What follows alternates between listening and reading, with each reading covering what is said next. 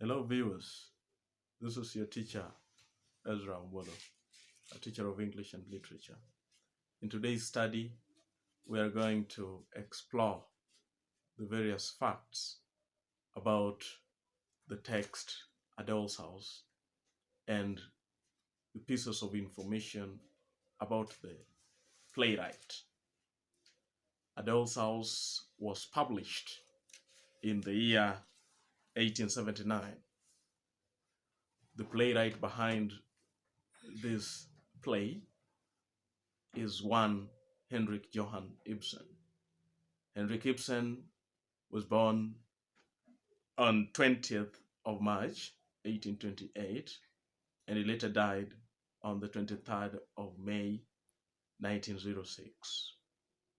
What type of a playwright, what type of a writer is Henrik Ibsen? Henrik Ibsen, also known as a theater director, is a realist writer. Is considered the father of realism. What do we need to know about realist writers? Realist writers, realist writers normally strive to represent life accurately, avoiding any form of exaggeration and idealized vision. In his play A Doll's House, Henrik Ibsen really focuses on unexceptional people in the society. He talks about common human beings like you and I.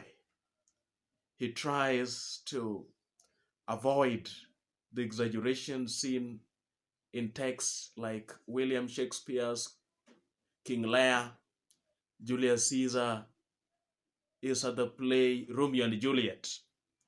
So he tries to make his play look as common as possible, such that quite a majority of us can really get to link up and get connected with whatever is going on in the text. His settings is also recognizable.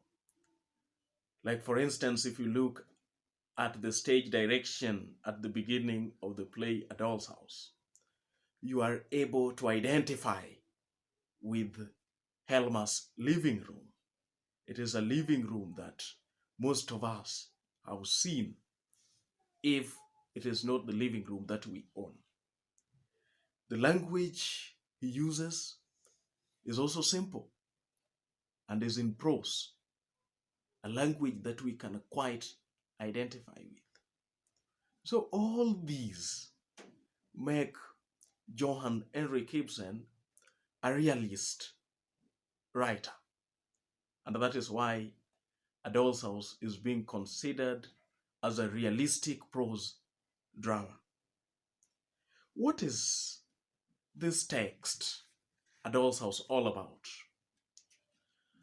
The text is a story about a protagonist by the name of Nora. Nora experiences womanhood in a society that treats her as an object and objectifies her. To Torvald, she is an amusing thing to be petted. Torvald, as we will find out later, calls her using pet names: Lark, my Skylark, my Featherhead, my Songbird, and such names, such amusing names, treating her as a pet and a doll. To her friend Kristen Lind and Krogstad, she is naive and spoiled. At a time, Mrs. Kristen Lind even calls her, "You are like a child, Nora," to mean that she is being considered naive and spoiled by those who are around her.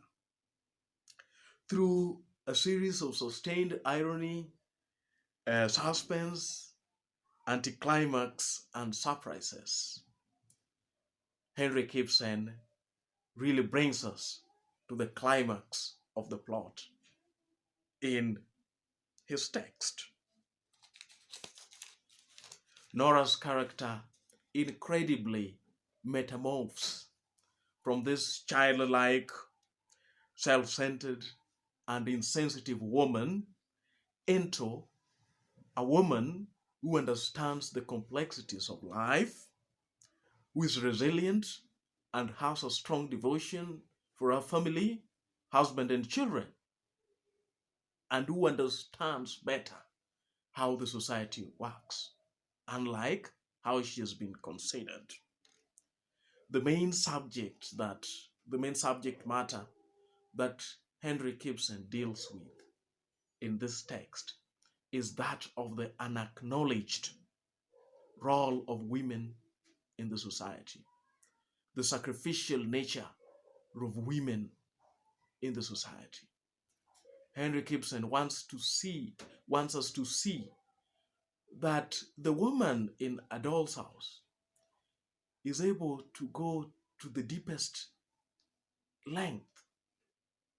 She's able to get to the rock bottom just in order to keep their families intact, to take care of their loved ones. An example is Mrs. Kristen Lind.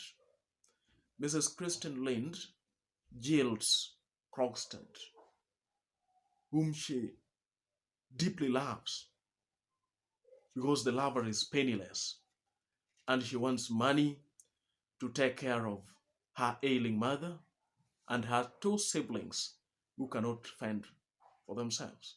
So therefore, she decides to get married to a rich man whom she does not love, sacrificing her true love for Krogstad just to take care of her ailing mother and her two brothers. The sacrificial nature of women is also seen when Anna, who is Nora'S maid, also gets to leave and abandon her daughter among the strangers, just to be Nora'S nanny and later on to be Nora'S children's maid so that she can have her upkeep. These three women really highlight and underscores the acknowledged role of women in the society. Again, Henrik Ibsen, in A Doll's House, also emphasizes the gender status of men. Through Torvald, he highlights the kind of attitude that men in the society have. That attitude of depending on the public opinion, relying on the public opinion. So then Helmer really cares about what the society thinks of, not the right thing. His reputation really ranks first in his priority list. So friends, these are the major facts that you need to know even as we continue discussing this text. The next time we meet, we are going to discuss the first act, and we are going to give the episodic analysis of the first episode of this text. Thank you, viewers. Thank you for your support. Remember to like, subscribe to this YouTube channel to be updated on upcoming videos. Thank you and bye-bye.